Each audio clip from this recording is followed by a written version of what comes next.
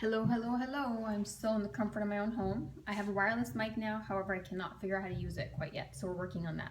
Again, technically inept is me, so we're working on that piece. Funny experience lately, I've been dropping my daughter off to school. I remember going to school, elementary school, middle school, high school, whatever. It was very informal. I don't remember anyone greeting us ever. I don't think anyone cared. We got dropped off, no big deal. Didn't take the bus until high school a little bit. But elementary school, just typical, get dropped off, and most of we walked to school, so no big deal. Now at my daughter's elementary school, they have a little roundabout where you drive up, you drop your child off, it's very efficient, and then you drive off. And usually there's no line, there's no bottleneck. But the funniest thing happened the other day.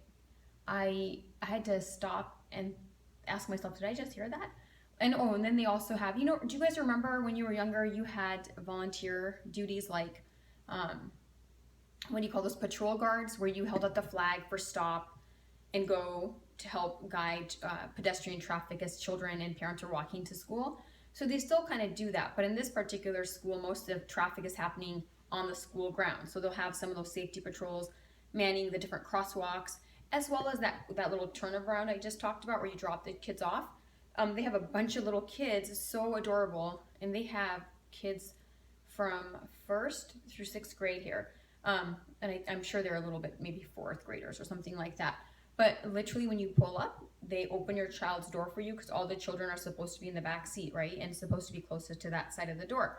They open your door and literally we got greeted with, "Hi, welcome to school." And I had to do a double take, like, did the little fourth grader just say, "Welcome to school, how cute." My daughter gets out and then they close the door. Before, of course, they close the door, they say, "Have a great day."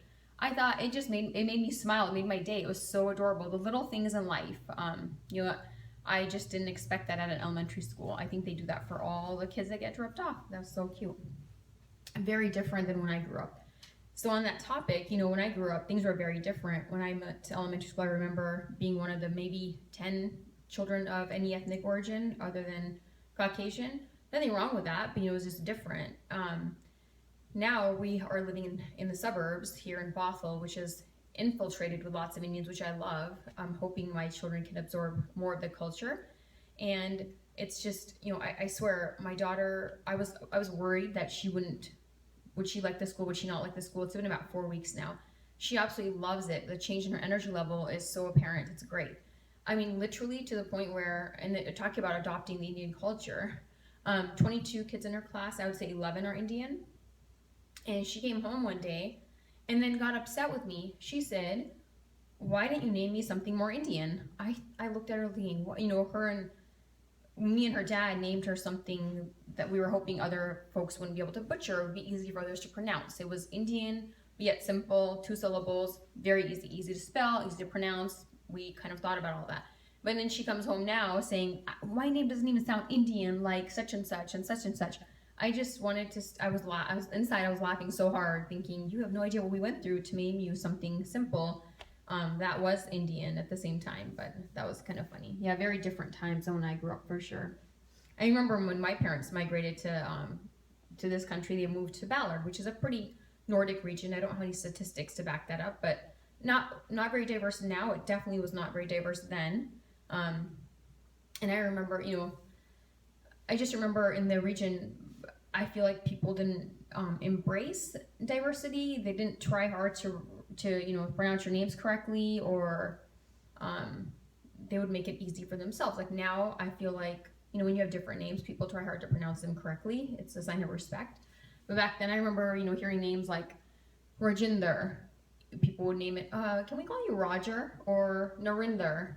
Can we call you Nick? Or Vishwa, which is a little bit difficult, I agree, but can we call you Victor? Or Sharanjit? Can we call you Charlie? I mean, all these renamed, that wouldn't happen today. People wouldn't Americanize these names. And the funny thing is, some of these people would just stick with those names and carry them on through their entire lives because it was just the easier thing to do. So what else is going on? It's kind of hard because I feel like I need an audience to help incorporate the laughter. It's kind of hard with silence. What else? Oh, speaking of names, So my name, Nishi Matarang, obviously my first name it's actually a Japanese term. It means west. And Nishi is not that common of an Indian name. There's Nisha, there's Tanisha, there's other names that have Nishi in it. But Nishi is not that common. So generally, if people don't meet me and they see my name written or hear it, my first name is a Japanese word. My last name is Matarang, which is a Filipino last name. So, and then you get me, which is I'm brown, but that's about all. I'm not Japanese or Filipino, so it's funny sometimes to see people's reactions when they see me. Speaking of which, can you imagine spelling my name? It is not fun. So on the phone or in person, when they ask me to spell my name, let me just write it down for you. It'll be much easier because it'll save us all repetition of 3 or 4 times because, Nishimadarang, all these consonants and vowels, and I feel like when I just say it, and they try to spell it, it just is not right. So I usually save myself some time, write it down, so keep it simple for everyone. I think that might be it for today. Maybe more next time, and maybe next time I will try to get a gig at a stand-up comedy club. Maybe it's just for even 5 to 7 minutes and then have that recorded. That might be fun. Maybe that's my next project. All right, have a good day. Bye.